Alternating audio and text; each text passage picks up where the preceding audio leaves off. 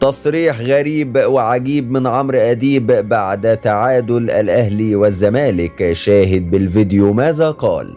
ولكن في البداية صل على سيدنا محمد ولا تنسى الإعجاب بالفيديو والاشتراك في القناة حتى يصلك كل ما هو جديد وحصري.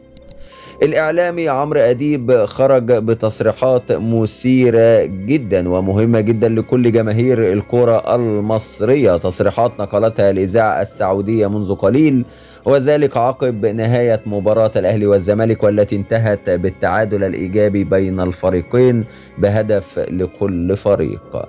عمرو أديب قال في تصريحاته: قلت لكم إن الزمالك مش أقل من الأهلي في شيء. هتقول لي بن شرقي، هتقول لي امام عاشور، ولا يفرق عندنا حاجه.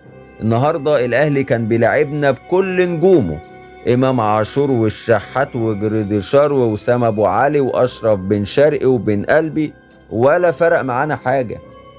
بيسيرو طلع باللي هو عاوزه من الماتش.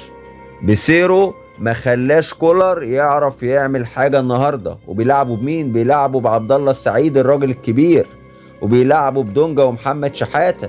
ما كانش غير في زيزو بس هو اللي بيجري شمال وبيجري يمين. انما انت عندك الاهلي كان كله نجوم، نجوم قدام ونجوم ورا، ومحدش عارف يعمل حاجة.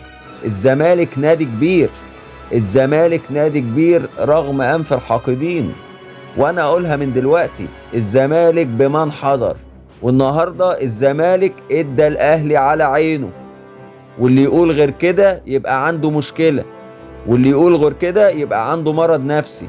النهاردة الزمالك ادى الاهلي والاهلاوية على عينهم. محمود بن تايج حطم كل حاجة، كل الاحتفالات بقى وكل التحفيل اللي كل جماهير الاهلي كان محضره للزمالك، كل ده بن تايج حطمه. احنا بقى اللي هنحفل واحنا اللي هنحتفل. اتعادلنا مع مين؟ اتعادلنا مع منتخب العالم. ده الاهلي كان عامل لنا منتخب عالم النهارده، لكن على مين؟ على مين يا عم كولر انت واللعيبه اللي معاك؟ الزمالك رقم 1 في مصر، اكبر قلعه رياضيه في مصر هي الزمالك.